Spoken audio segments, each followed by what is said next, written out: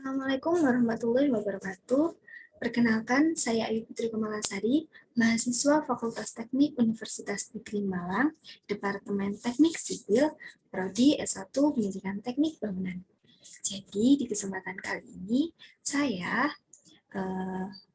berkesempatan untuk menjelaskan mengenai hasil pengujian material penyusun beton.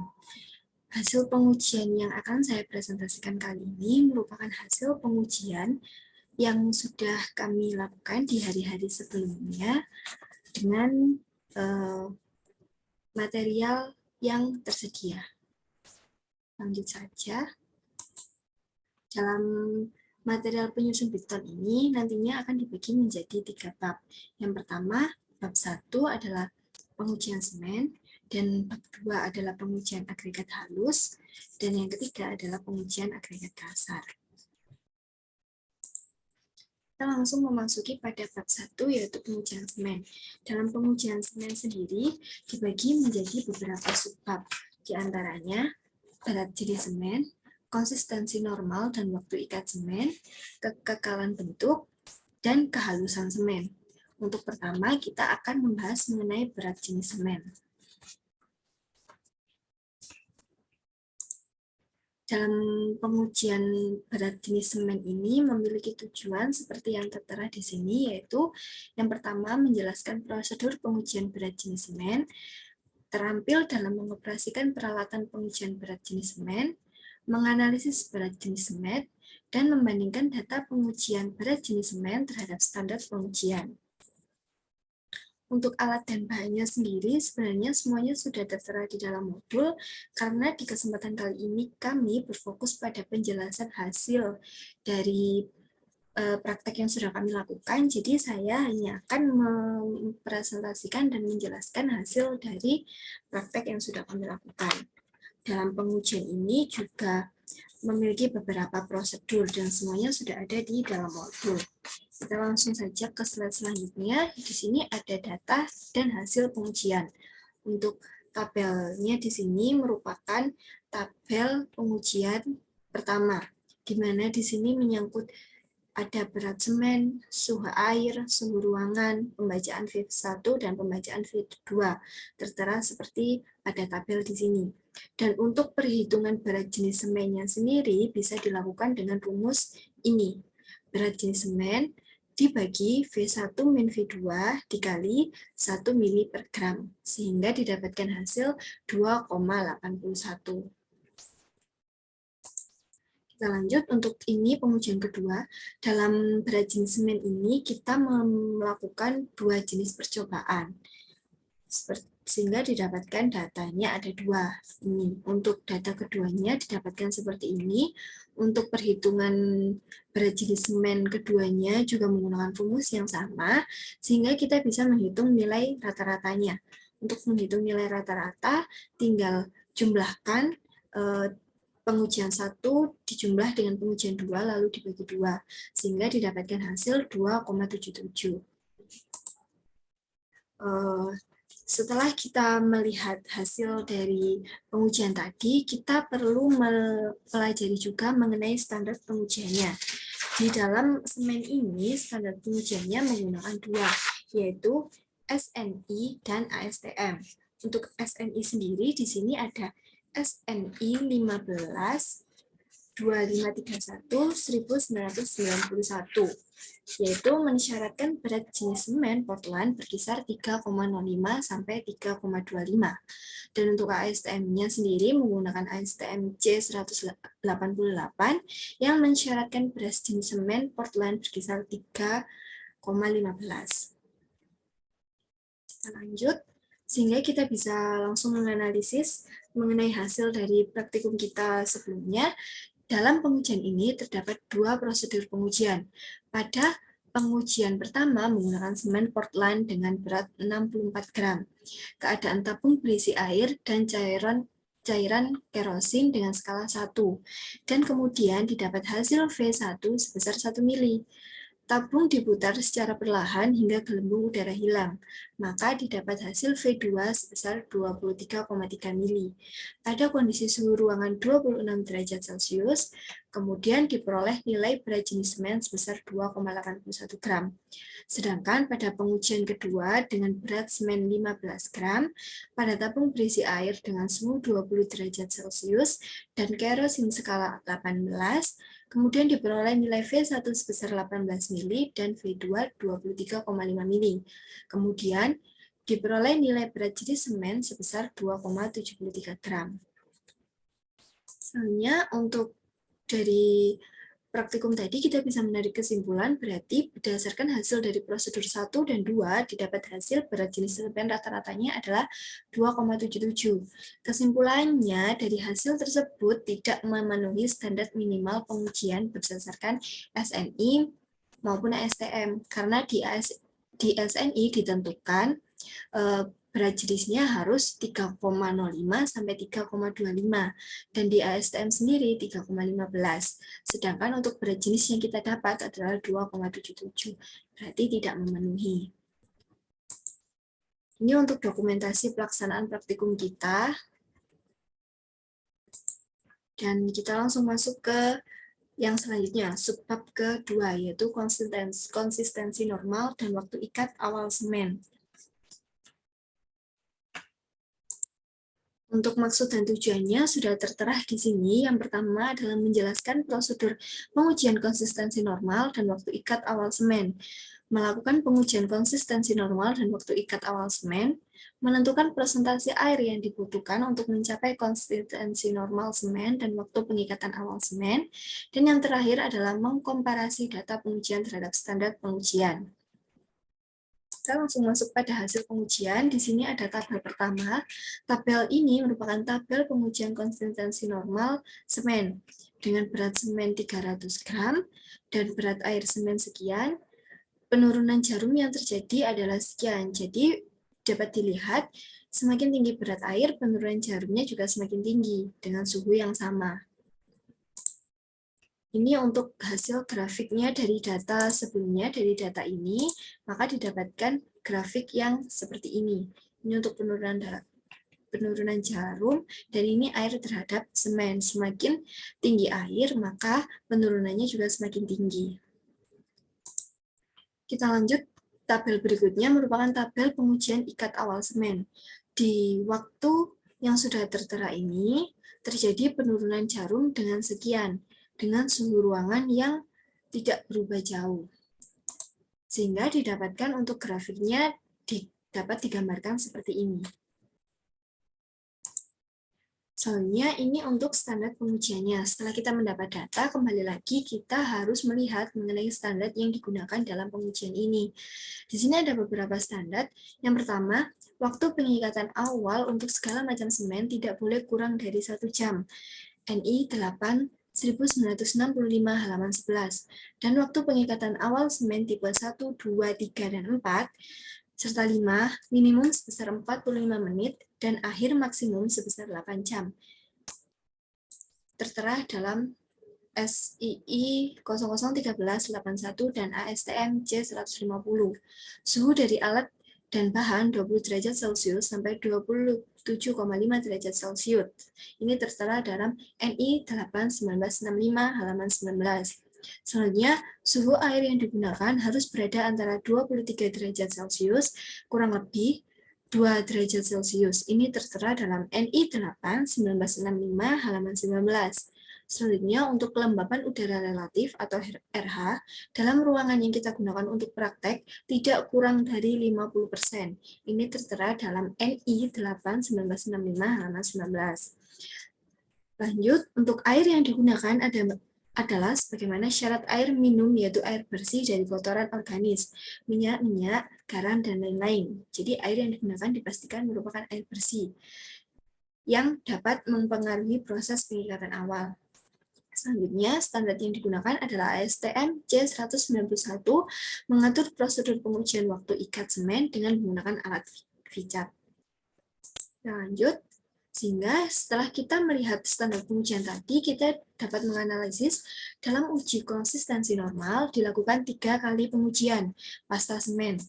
Pasta semen seberat 300 gram atau 3 batch dicampur dengan masing-masing kadar air 20%, 27%, 28%, dan 29% dari berat semen. Setelah adonan dibuat, kemudian dimasukkan ke dalam cincin ebonit dan diratakan dengan spatula. Setelah itu dilakukan pengujian pada 3 adonan menggunakan alat pijat dan jarum 10 mm pada skala 0. Sekitar 30 detik jarum dilepas. Dari pengujian tiap adonan didapat hasil pada 27% sebesar 5 mm, pada 28% sebesar 3 mm, dan pada 29% sebesar 13 mm. Maka dari hasil pengujian tersebut didapat hasil konsistensi normal dari air sebesar 28,6% dari berat semen. Pada pengujian waktu ikat awal semen, pasta semen dimasukkan ke dalam cincin ebonit, setelah itu didiamkan selama 45 menit. Pada menit ke-45 setelah didiamkan, dilakukan pengujian penurunan jarum hingga didapat hasil skala penurunan lebih kecil sama dengan 25 mm. Pada pengujian ini dilakukan penurunan jarum hingga 8 kali. Dengan penurunan tiap 15 menit secara berturut-turut adalah 40 mm, 40 mm, 39, 33, 33, dan 30, 30 serta 25 mm. Ini penurunan 15 menit sebanyak 8 kali. Kita lanjut. Jadi kesimpulannya dari praktikum konsistensi normal dan waktu ikat semen kali ini, berdasarkan data uji yang sudah kita dapatkan, hasil perhitungan konsistensi semen normal berada pada 28,6 dari berat semen. Dan pada pengujian waktu ikat awal semen didapat hasil 25 mm. Skala penurunan jarum setelah penurunan ke-8 pada menit 150. Kita langsung masuk kepada sebab ketiga, yaitu kekekalan bentuk semen.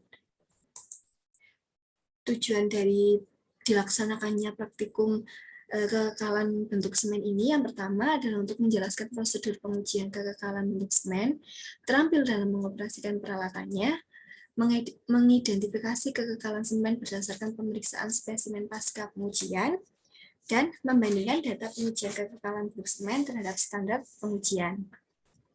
Next. Berikut merupakan data dan hasil dari pengujian yang sudah kita lakukan. Di sini ada tabel pengujian kekekalan bentuk semen dengan nomor pengujian 1, di diameter awalnya adalah 108 mm dan diameter akhirnya 111 mm. Untuk tebal awalnya 15 mm dan tebal akhirnya adalah 14 mm. Dilihat dari data ini saja, diameternya mengalami penambahan dan untuk tebalnya mengalami pengurangan. Untuk pengamatan visualnya di sini ada retaknya tidak terjadi retakan, dan untuk perubahan warnanya menjadi lebih gelap, serta untuk pori-porinya tetap tidak berubah. Dan ini untuk rapuhnya adalah tidak ada kerapuhan. Data ini didapat setelah kita melakukan perebusan adonan semen tadi setelah mengering, direbus, dan didapatkanlah data ini. Selanjutnya, untuk standar pengujiannya. Setelah kita mendapatkan data, kita harus memperhatikan standar. Di sini ada standar ASTM C151, di mana ia mensyaratkan perubahan bentuk fisik atau pemuaian yang diizinkan adalah 0,11 sampai 0,94%. SNI 15 2004 mensyaratkan pemuaian maksimal yang terjadi adalah 0,80%. Kue tidak menampakkan peristiwa-peristiwa kerja seperti retak, patah, atau perubahan bentuk lainnya. Ini sesuai pada PBI-NI 8 1965 halaman 11 dan SKSNI S 045 1989 F. Langsung pada analisisnya, di sini kita bisa menganalisis berdasarkan data dan standarnya. Pada pengujian ini dibuat adonan pasta semen dengan campuran antara 300 gram semen dengan konsistensi air normal 28,5%. Adonan diletakkan pada cincin pipa dengan diameter panjang 10,8 cm dan tebal 1,5 cm. Setelah diratakan, adonan didiamkan selama 24 jam. Kemudian dilakukan perebusan kue selama 3 jam dalam air mendidih. Setelah itu diangkat dan diukur perubahan, serta mengamati perubahan fisiknya. Sehingga pada pengujian ini didapati perubahan diameter panjang menjadi 11,1 dan tebalnya menjadi 1,4 cm. Perubahan visual juga terjadi di antaranya terdapat perubahan warna menjadi lebih gelap. Kesimpulannya, dari hasil pengujian ini, sampel pengujian tidak memenuhi beberapa standar yang telah ditetapkan, seperti perubahan diameter lebih dari 0,80%, sesuai dengan SNI 15-2049-2004. Kita langsung pada subbab berikutnya. Di sini ada praktikum mengamati kehalusan butir semen.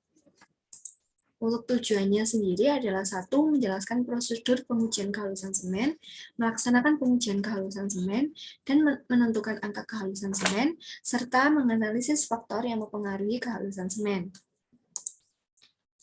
Ini untuk tabel datanya. Di sini ada tabel pengujian kehalusan butir semen.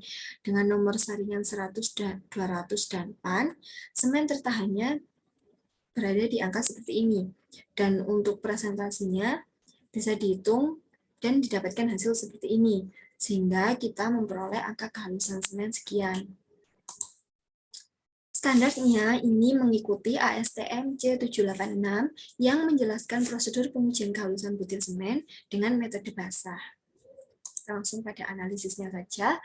Di sini pada pengujian kehalusan dilakukan uji saringan dengan urutan saringan nomor 100, 200, dan PAN.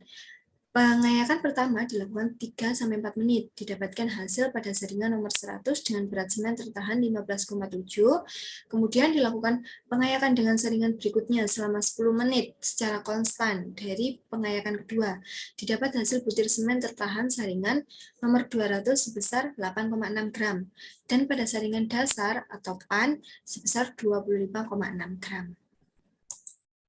Kesimpulannya dari pengujian ini, kehalusan butir semen didapat hasil pada data di atas yang sudah kita amati tadi. Tiap pengujian kehalusan semen tidak selalu sama, karena hasil saringan dipengaruhi oleh beberapa faktor seperti jenis dan kualitas semen. Metode ayakan dan konsistensi dalam proses pengayakan juga mempengaruhinya. Kita langsung lanjut. Di sini kita langsung membahas bab 2, di mana materinya mengenai pengujian agregat halus. Agregat halus ini, menurut pemahaman saya, ini bisa diartikan seperti pasir dan sebagainya. Untuk subbab pertama, kita akan membahas mengenai kandungan lumpur. Tujuan dari praktikum kandungan lumpur ini, yang pertama adalah menjelaskan prosedur pengujian kandungan lumpur agregat halus. Yang kedua, melaksanakan prosedur pengujian kandungan lumpur agregat halus dengan terampil, mengukur kandungan lumpur pada agregat halus, serta membandingkan data pengujian lumpur dengan standar pengujiannya. Ini untuk data hasil pengujiannya. Di sini ada tabel pengujian cara kecocokan. Tinggi pasir plus lumpur didapat sekian. Dan untuk tinggi pasirnya sendiri ini, dan untuk tinggi lumpurnya adalah 5 mili. Data ini didapat setelah kita memasukkan agregat ke dalam tabung dan mengocoknya selama beberapa waktu, sehingga lumpur dengan pasirnya bisa terpisah. Tentunya dengan menambahkan air ke dalamnya. Serta untuk menghitung persentase kandungan lumpur ini bisa dilakukan dengan tinggi lumpur per tinggi pasir dikali 100%, sehingga untuk presentasi kandungan lumpurnya adalah 4,17%. Kita lanjut, selanjutnya di sini ada tabel pengujian cara adukan 1. Untuk cara adukan 1 di sini dilakukan dengan cara mengocok tabungnya dengan dibalik-balik seperti ini. Dan untuk di cara 2, ini diaduk menggunakan pengaduk besi yang dilakukan secara berkali-kali. Untuk pengujian cara adukan 1 dilakukan dengan pengadukan yang dilakukan selama beberapa menit, didapatkan data sekian. Dan untuk pengadukan cara 2 yang dilakukan dengan mengaduk menggunakan alat pengaduk yang dilakukan berkali-kali, didapatkan data sekian. Sehingga rata-rata kandungan lumpur yang didapat adalah 38,27%. Soalnya ini untuk standar pengujiannya. Standar pengujian di sini dijelaskan agregat halus tidak boleh mengandung lumpur atau butir lolos saringan 0,075 mm atau lebih dari 5% terhadap berat kering pasirnya sendiri. Bila melebihi, maka agregat halus harus dicuci. Ini sesuai dengan PBI 1971 N12 pasal 3. Yang kedua ada standar ASTM C117 dan ASTM C142 atau C142M yang mensyaratkan bahwa kandungan lumpur pada agregat halus tidak boleh melebihi 0,1%. Kita langsung masuk kepada analisisnya. Di sini dijelaskan dalam proses pengujian kandungan lumpur pada agregat halus dilakukan pengujian dengan cara kocokan dan cara adukan, seperti yang sudah saya sampaikan tadi. Pada pengujian cara kocokan, di akhir pengujian didapat hasil tinggi lumpur 5 mili dan pada nilai presentasi kandungan lumpur sebesar 4,17%. Sedangkan pada pengujian cara adukan dilakukan pengujian sebanyak 2 kali. Pada pengujian pertama didapat nilai berat lumpur sebesar 54 gram dan pada pengujian kedua nilai berat lumpurnya adalah 35 gram. Maka nilai rata-rata kandungan lumpurnya adalah 38,27%. Jadi kesimpulan dari hasil praktikum kandungan lumpur ini adalah dari data hasil pengujian yang sudah kita perhatikan tadi. Pada pengujian cara kecocokan mendapat nilai kandungan lumpur sebesar 4,17%. Berdasarkan standar pengujian ASTM C117, di mana kandungan lumpur tidak boleh lebih besar dari 0,1, maka hasil pengujian tersebut tidak memenuhi standar pengujian, karena yang dihasilkan adalah 4,17, terlalu banyak kandungan lumpur. Selanjutnya, pada pengujian cara adukan, hasil presentasi kandungan lumpur rata-rata adalah 38,27%. Berdasarkan standar pengujian PBI 1971 N1-2 pasal 3-6, kandungan lumpur tidak boleh lebih besar dari 5%, maka hasil tersebut tidak memenuhi standar karena kandungan lumpurnya sangat besar, di sini 38,27%. Ini untuk dokumentasinya, di sini ini adalah cara satu di mana dikocok secara berkala dalam waktu tertentu, dan ini cara adukan yang dilakukan secara berkali-kali. Selanjutnya untuk subbab kedua, di sini ada kandungan zat organik dan anorganik agregat halus. Untuk maksud dan tujuannya sendiri adalah yang pertama menjelaskan prosedur pengujian zat organis dan anorganik pada agregat halus, melaksanakan prosedur pengujian zat organis dan anorganis pada agregat halus, menentukan presentasi zat organis dan anorganik yang terkandung dalam agregat halus, serta membandingkan data pengujian kandungan zat organik dan anorganik agregat halus terhadap standar pengujian.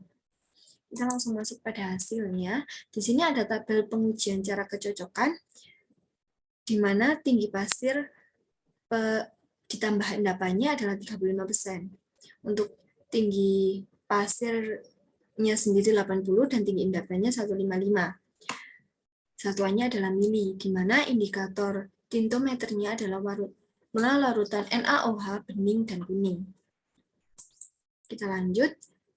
Setelah kita melihat tabel ini, kita akan menganalisis berdasarkan data pengujian tabel yang sudah kita dapat ini. Data tinggi campurannya adalah 95 mili. Larutan dikocok selama 30 menit, kemudian didiamkan selama 24 jam. Larutan ini dikocok menggunakan cairan larutan NaOH, sehingga setelah didiamkan 24 jam, dan melewati proses pendiaman, dilakukan pengamatan pada warna larutan. Hasilnya adalah warna larutan NaOH-nya yang setelah kita gunakan pada tintometer adalah bening kuning atau tidak ada warna yang mencolok. Pada uji tinggi endapan dan pasir, didapat hasil nilai tinggi endapan adalah 15 mili dan tinggi pasir adalah 80 mili. Soalnya ini untuk standar pengujiannya di sini. Yang pertama adalah kandungan zat organis ditunjukkan dengan warna larutan NaOH terhadap tintometer Abrams-Harder. Agregat halus yang tidak memenuhi kriteria warna masih dapat digunakan dengan syarat kuat tekan beton pada 7 dan 28 hari mencapai 95% dari rencana. Dan sebagai solusi akhir, agregat halus perlu dicuci hingga bersih, menurut PBI 1971 N12. ASTM C40 atau C40M mensyaratkan agar warna larutan tidak lebih gelap daripada skala warna nomor 3. Sedangkan warna yang kita dapat tadi adalah kuning dan dia bening. Selanjutnya, analisisnya jadinya, dalam prosedur pengujian kandungan lumpur pada agregat halus ini, dilakukan pengujian dengan cara kocokan dan adukan. Pada pengujian cara kocokan, di akhir pengujian didapat hasil tinggi lumpur 5 mili dan nilai presentasi kandungan lumpur sebesar 4,17%. Pada pengujian cara adukan dilakukan pengujian sebanyak 2 kali. Pada pengujian pertama didapat nilai berat lumpur 35 gram, sebesar 54 gram, dan pada pengujian kedua nilai berat lumpurnya adalah 35 gram. Maka nilai rata-rata kandungan lumpurnya adalah 38,27%. Kita langsung masuk pada kesimpulan. Jadi kesimpulan dari hasil praktikum kandungan zat organik dan anorganik agregat halus di sini dapat disimpulkan dari data yang sudah kita lihat tadi. Pada pengujian cara kocokan mendapat nilai kandungan lumpur 4,17%. Berdasarkan standar pengujian ASTM C117, kandungan lumpur tidak boleh lebih besar dari 0,1. Maka hasil pengujian tersebut tidak memenuhi standar pengujian. Dan pada pengujian cara adukan, hasil presentasi kandungan lumpur rata-ratanya adalah sekian, maka tidak memenuhi standar juga. Kita langsung masuk pada subbab ketiga. Di sini adalah analisis saringan agregat halus.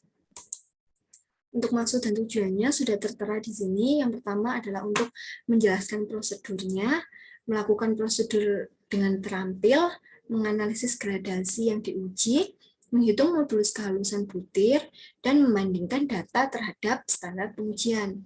Kita langsung masuk pada data yang sudah kita dapat. Di sini ada tabel analisa saringan untuk agregat halus. Ini untuk diameter saringannya. Di sini untuk hasil dari pengujian 1, ini untuk pengujian 2, dan ini nilai rata-rata. Nilai rata-ratanya didapat dari pengujian 1 ditambah pengujian 2 dibagi 2. Dan ini untuk presentasi rata-ratanya. Selanjutnya di sini ada tabel jumlah butir tertahan kumulatif dengan satuannya adalah persen. Sedangkan untuk jumlah butir lolosnya di sini untuk saringan yang paling besar jumlah butir lolosnya juga besar. Sedangkan untuk saringan paling kecil di sini ada 8, untuk jumlah butir lolosnya adalah 0. Selanjutnya di sini ada tabel perbandingan hasil uji terhadap standar PBI 1971, di mana tertahan di atas saringan 4 mm. Di atas saringan 4 mm, di sini adalah minimal 2% dari berat, sehingga didapatkan memenuhi standar. Di atas 4 mm kan berarti di sini jumlah butir tertahan kumulatifnya 1,14. Sedangkan yang disyaratkan adalah 2% dari berat, jadi dia memenuhi standar. Untuk tertahan di atas saringan 1 mm, minimal adalah 10% dari berat. Dilihat dari sini adalah, sehingga yang dilihat adalah 3 data ini. Dan dapat disimpulkan dia memenuhi standar. Untuk yang tertahan di atas saringan 0,25 mm adalah 80-95%. Dia tidak memenuhi standar. Langsung lanjut, di sini untuk analisis kehilangan beratnya bisa dihitung dengan rumus berat mula-mula dikurangi berat setelah penyaringan per berat mula-mula dikali 100%, sehingga didapatkan hasil 0,15% untuk kehilangan beratnya. Sedangkan untuk modulus kehalusan butirnya didapatkan hasil 4,04 dengan menggunakan rumus jumlah sisa kumulatif pada saringan 0,5 dibagi 100. Ini untuk tabel perbandingan hasil uji terhadap standar ASTM. Jadi kan kita ada beberapa standar. Ini untuk diameternya, diameter saringan yang kita gunakan. Ini batas atas dan ini batas bawah yang ditentukan. Sehingga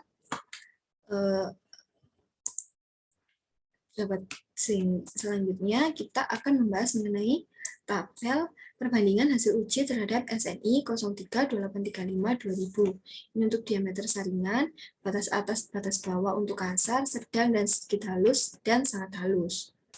Ini tabel perbandingannya. Ada selanjutnya ini untuk hasil grafiknya, grafik perbandingan hasil uji terhadap standar SNI. Jadi ini perbandingan berdasarkan diameter saringan, butir tertahan, ini berdasarkan standar SNI. Ini grafik agregat halus dengan bentuk yang lebih kasar, didapatkan grafik seperti ini. agregat halus sedang, didapatkan grafik seperti ini. Dan untuk yang sedikit halus didapatkan bentuk grafik seperti ini, serta untuk grafik yang sangat halus didapatkan grafik dengan bentuk seperti ini. Selanjutnya, setelah kita melihat data-data tadi, kita juga perlu melihat standar pengujian. Untuk standar pengujiannya di sini yang pertama adalah kehilangan berat maksimal adalah 1%. Untuk pasir terdiri dari berbagai ukuran butiran yang harus memenuhi syarat-syarat sebagai berikut. Yang pertama, sisa di atas ayakan diameter 4 minimal 2% berat. Sisa di atas ayakan diameter 1 minimal 10% berat. Dan sisa di atas ayakan diameter 0,5 harus berkisar antara 80-90. Pasir harus terdiri dari butiran yang tajam dan keras serta sifatnya kekal, artinya tidak pecah atau hancur oleh cuaca karena terik matahari, kelembapan, hujan, dan perubahan suhu udara. Serta modulus kehalusan agregat halus dibagi menjadi beberapa kriteria, seperti yang tertera pada tabel ini. Lanjut, kita langsung memasuki pada analisisnya. Di sini, dari pengujian yang telah dilakukan, modulus kehalusan yang diperoleh adalah 4,0425, serta persentase kehilangan beratnya adalah 0,15. Perbandingan hasil uji dengan standar pada syarat PBI 1971 menunjukkan bahwa pengujian agregat halus mencapai standar pada syarat pertama dan kedua, tertahan pada diameter 4 dan diameter 1 saringan. Namun tidak memenuhi syarat ketiga, yaitu tertahan di diameter 0,25 mm. Perbandingan data kedua adalah hasil uji dengan ASTM C33 dan pada grafik dapat terlihat jumlah butir lolos memenuhi standar adalah pada saringan 4,75, 2,36, dan 1,18. Perbandingan hasil uji ketiga adalah dengan standar pengujian SNI 032834-2000. Dari grafik terlihat disimpulkan jumlah butir yang lolos memenuhi standar pada kategori kasar adalah saringan diameter 2,36 dan diameter 4,74. Pada kategori sedang, berada pada saringan 1,18 dan 2,36, serta 4,75. Pada kategori sedikit halus, pada diameter 1,18 dan 0,60, serta 2,36, dan kategori sangat halus, saringannya adalah yang memenuhi standar di 0,30 dan diameter 0,15. Kesimpulannya, agregat halus yang diuji adalah agregat halus kategori sedang yang tidak memenuhi standar bagian modulus kehalusan butir, sebab nilai modulus kehalusan butir yang terlalu besar, tidak sesuai dengan standar yang ditentukan baik SNI atau STM. Ini untuk dokumentasi yang dilakukan, ini adalah ayakan yang kita gunakan, dan ini proses penimbangan, ini proses meletakkan agregat ke dalam ayakan. Selanjutnya kita masuk pada subbab keempat, yaitu kadar air dan berat isi agregat halus. Kita langsung masuk saja. Untuk tujuannya sudah tertera di sini, menjelaskan prosedur pengujian kadar air, melaksanakan prosedur, menentukan persentase air yang terkandung, dan menentukan berat isi pada kondisi padat dan gembur, serta membandingkan dengan standar yang sudah ada. Langsung kita masuk pada data dan hasil pengujian. Di sini ada tabel pengujian kadar air, di mana berat cawan diketahui sekian, dan kadar air yang didapat adalah untuk kondisi asli 0,926% dan untuk kondisi SSD adalah 1,109%. Dapat dilihat berarti kandungan air yang lebih tinggi adalah pada kondisi SSD. Kita lanjut, berikut adalah tabel pengujian berat isi. Untuk berat isinya sendiri, di sini didapat untuk berat isi pada kondisi padat adalah 1,568 gram per cm kubik, sedangkan pada kondisi gembur adalah 1,401 gram per cm kubik. Jadi yang lebih berat adalah pada kondisi padat. Kita lanjut pada tabel pengujian berat isi agregat kondisi SSD. Jadi yang tadi ini adalah kondisi asli, ini untuk kondisi SSD. Didapatkan pada padatnya adalah 1,568 dan gemburnya 1,568. Jadi berat isinya pada kondisi padat dan gembur adalah sama. Kita lanjut untuk ini adalah standar pengujian, di mana ada standar pengujian yang pertama SNI 03-1971 tahun 1990 yang membatasi kadar air agregat halus berkisar antara 1-2% dan berat volume kering 1,2 sampai 1,75 gram per cm kubik. Untuk ASTM C 66 merekomendasikan produk pengujian kadar air pada agregat halus dengan cara pengeringan menggunakan oven. Selanjutnya, ASTM C29 merekomendasikan produk pengujian berat pada agregat halus. Kita langsung masuk pada analisisnya. Di sini, pada pengujian kadar air dan agregat halus, dilakukan 2 kali pengujian pada kondisi agregat asli dan SSD. Hasil pengujian pada kondisi asli diperoleh kadar air sebesar 0,926 dan pada kondisi SSD adalah 1,109%. Dalam pengujian berat isi agregat halus, terdapat 2 data pengujian, yaitu berat isi asli kondisi padat dan gembur, dan SSD padat dan gembur. Setelah pada kondisi asli dan SSD ini sudah saya sebutkan tadi, dan didapatkan hasil pada kondisi asli padat 1,568, kondisi asli gembur adalah 1,401 gram per cm. Hasil berat isi pada kondisi SSD dan kondisi SSD padat dan gembur memiliki nilai yang sama, yaitu 1,568 gram per cm. Jadi kesimpulannya, menurut standar SNI 031971 tahun 1990, persentase kadar air yang diizinkan tidak lebih dari 2%, dan standar STM C566 yang mengatur rekomendasi prosedur pengujian air berdasarkan data pengujian yang telah didapat sebelumnya, maka hasil pengujian telah memenuhi kedua standar tersebut. Standar STM C29 tentang rekomendasi prosedur pengujian berat agregat halus, data pengujian berat isi agregat halus menunjukkan pada pengujian kondisi SSD padat didapat hasil yang paling besar. Ini untuk dokumentasinya. Ini adalah proses pembuatan pasir SSD. Kita lanjut. Di subbab terakhir, di sini ada berat jenis agregat halus. Kita langsung masuk. Maksud dan tujuannya adalah menjelaskan prosedur pengujian, melaksanakan prosedur pengujian, menentukan berat jenis pada asli dan SSD, serta membandingkan pada standar. Ini untuk hasilnya pengujian berat jenis agregat. Untuk yang asli didapatkan 1,25 dan untuk yang SSD adalah 1,13. Standar yang digunakan adalah SNI 1970-2008 dan ASTM C128 yang merekomendasikan standar prosedur pengujian berat jenis agregat halus. Berat jenis agregat halus berkisar antara 2,4 hingga 2,9. Itu untuk standarnya. Jadi kita langsung masuk pada analisis. Pada pengujian berat jenis agregat halus yang sudah kita lakukan pada pasir dengan dua kondisi, yaitu asli dan SSD. Setelah dilakukan pengujian pada dua kondisi, didapat hasil berat jenisnya untuk berat jenis asli adalah 1,25 dan SSD adalah 1,13. Kesimpulannya, dari hasil yang didapat pada pengujian sebelumnya, kemudian dicocokkan dengan standar yang sudah saya cantumkan sebelumnya, didapat disimpulkan data dari pengujian tersebut tidak cukup untuk memenuhi standar pengujian. Karena standarnya adalah 2,4 sampai 2,9, sedangkan yang kita dapat adalah 1,25 dan 1,13. Ini untuk dokumentasinya.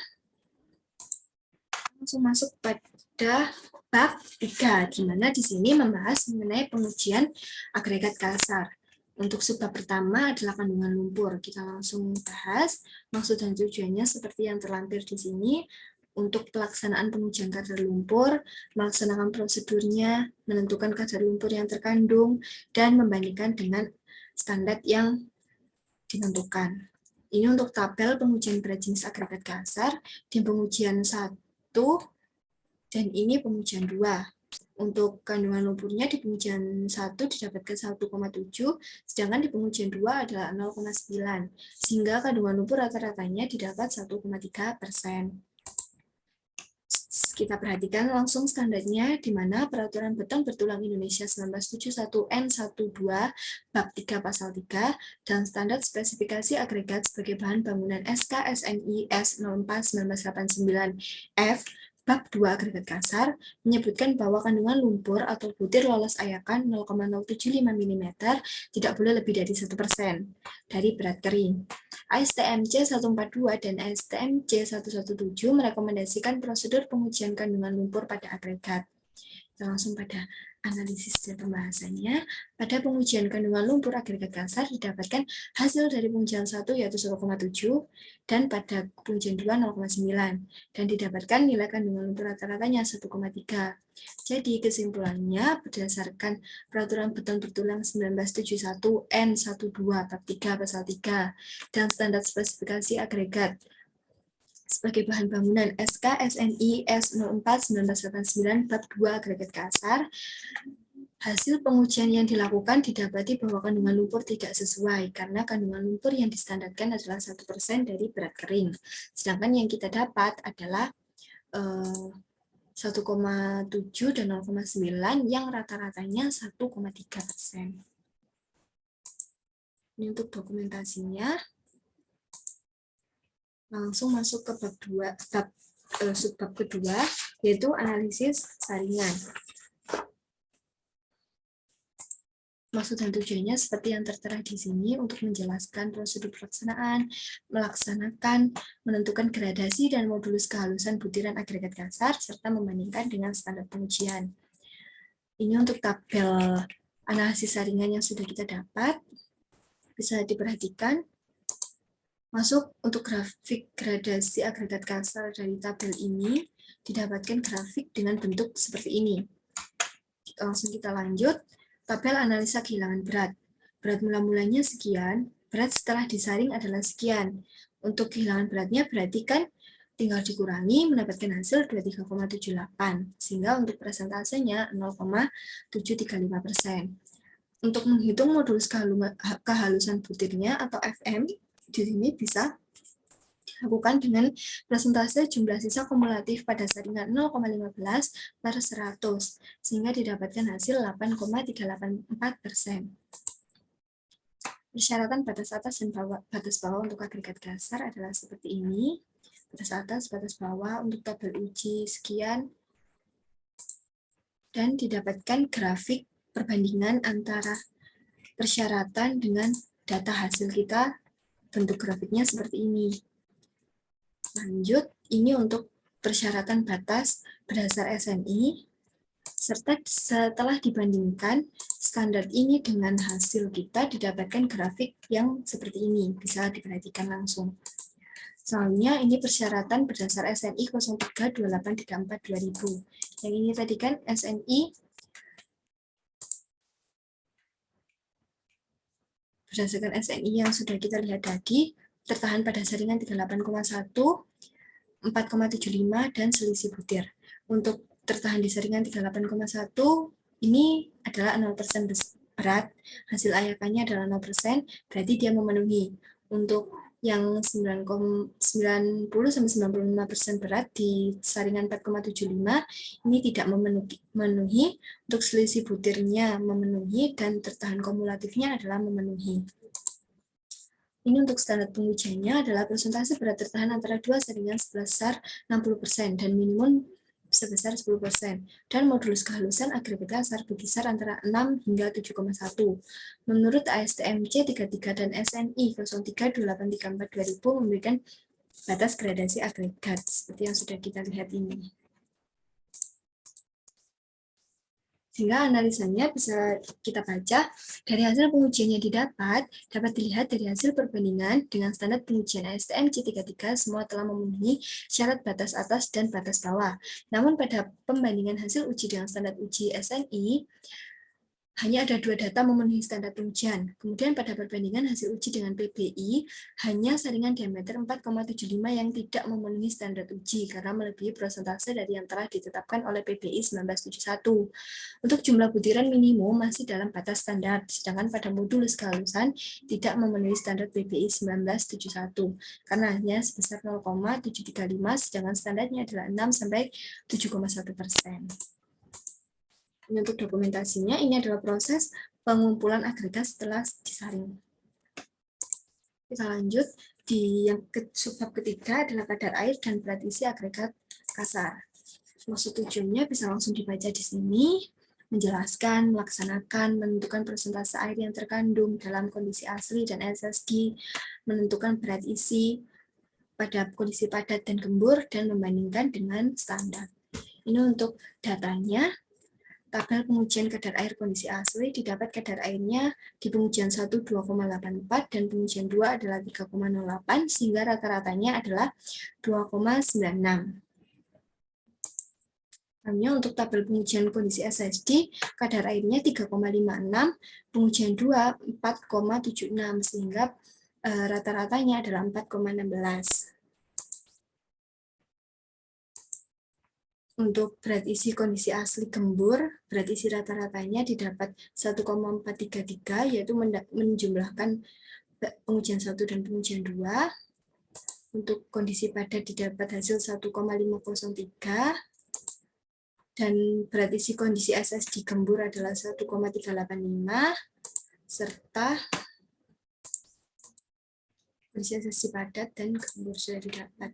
Kita langsung masuk pada standarnya. Di sini ada standar SNI, STM C127, STM C566, dan STM C29. Bisa langsung dibaca di sini. Untuk analisisnya, pada pengujian kadar air agregat kasar dan telah dilakukan, dapat diketahui bahwa sampel uji agregat kasar pada kondisi asli telah memenuhi standar pengujian yaitu 2,74. Sedangkan pada kondisi SSD kadar airnya melebihi batas maksimal standar pengujian yaitu sebesar 3,05 sehingga tidak memenuhi syarat standar pengujian yang ditetapkan yaitu maksimal 3%. Pada pengujian berat isi agregat kasar dilakukan pada dua kondisi yaitu kondisi asli dan SSD dan juga dengan dua perlakuan yaitu padat dan gembur sehingga diperoleh data yang telah memenuhi standar pengujian, yaitu pada kisaran 1,2 sampai 1,75 gram per cm kubik. Dengan pengujian di kondisi asli dengan perlakuan padat memiliki nilai sebesar yaitu 1,58 gram per cm kubik. Kesimpulannya, sudah kita lihat berarti sudah sesuai standar yaitu 1.200 sampai 750 kg per meter kubik. Ini untuk dokumentasi pelaksanaannya. Dan yang terakhir di sini ada berat jenis. Kita langsung membahas untuk maksud dan tujuannya sudah tertera di sini menjelaskan, melaksanakan, menentukan berat jenis dan membandingkan. Ini untuk tabelnya di mana berat jenis rata-ratanya didapat 1,6 pada kondisi asli dan 1,6 pada kondisi SSD. Dan ini untuk standarnya, berat jenis agregat adalah 2,4 sampai 2,9 berdasar SNI 1969/2008.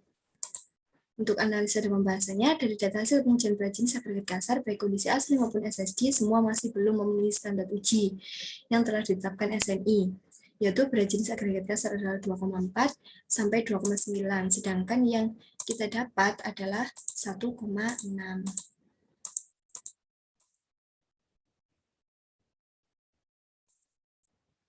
Ini untuk dokumentasinya, dan sekian presentasi dari saya, semoga bermanfaat untuk kita semua.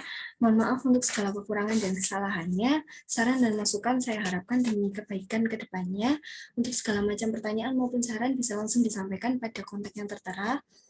Terima kasih untuk perhatiannya. Wassalamualaikum warahmatullahi wabarakatuh.